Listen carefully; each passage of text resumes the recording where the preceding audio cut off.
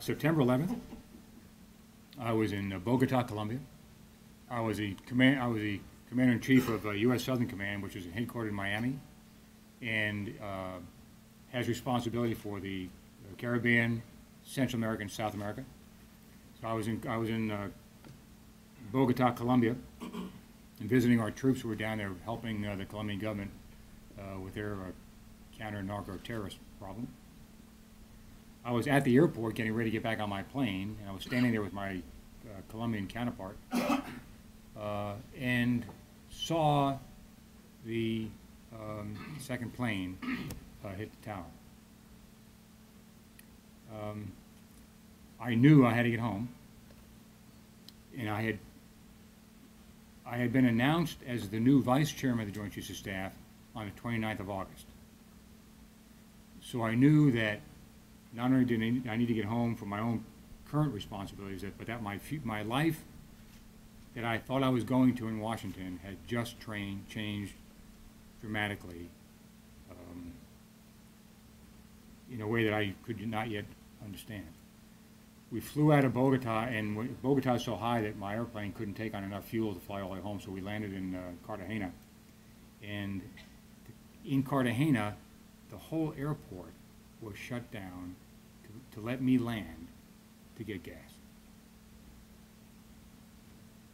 Then we flew from there to Miami, and en route to Miami, we were told that all air traffic into the United States was closed, as it should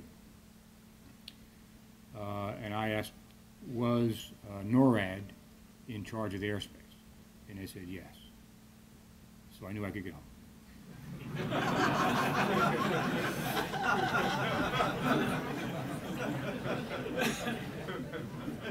So we called NORAD and said, you know, we'd kind of like to land, and they said, that's fine. And we were able to fly into Miami, and that was a surreal experience for me because there was nothing moving at this vibrant airport, nothing, except my plane. And it was really strange.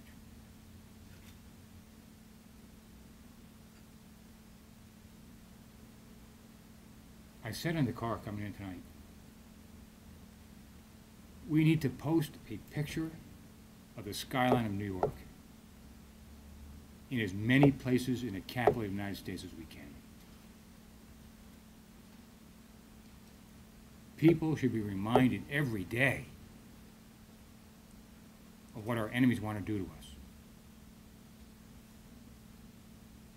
I cannot come to this city without getting emotional about it.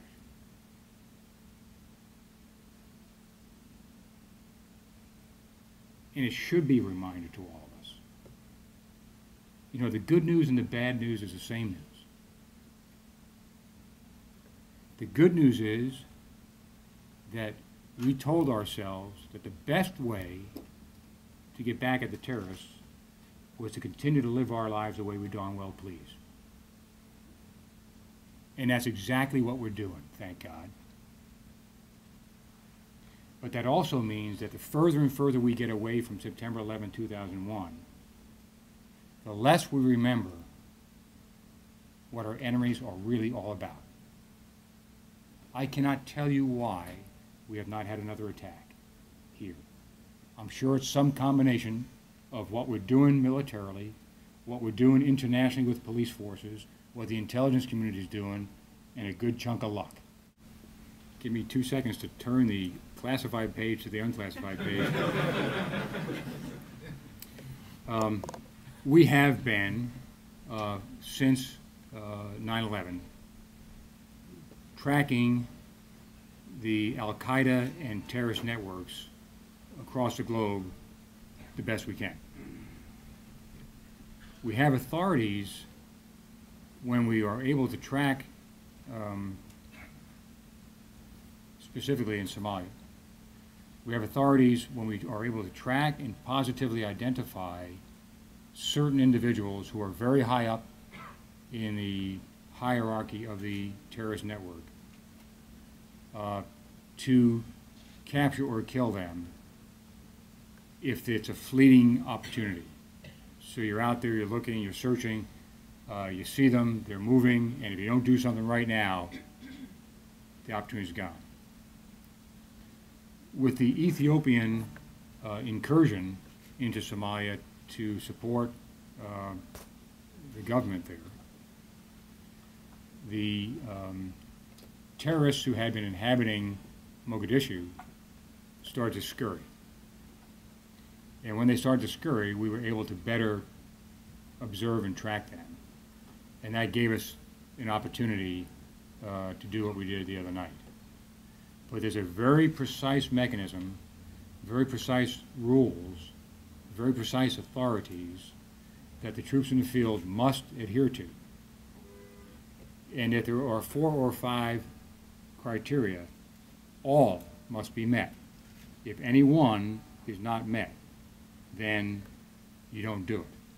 If it's not fleeting, if you don't have positive identification, if, to ensure that if we do these activities, that we are going to apply force against an enemy of our country in an environment that if we don't take the shot now, we're not going to get the shot in the future. Success to me is not an Iraq that has no crime and has no terrorist events. That's not something you can strive for and attain.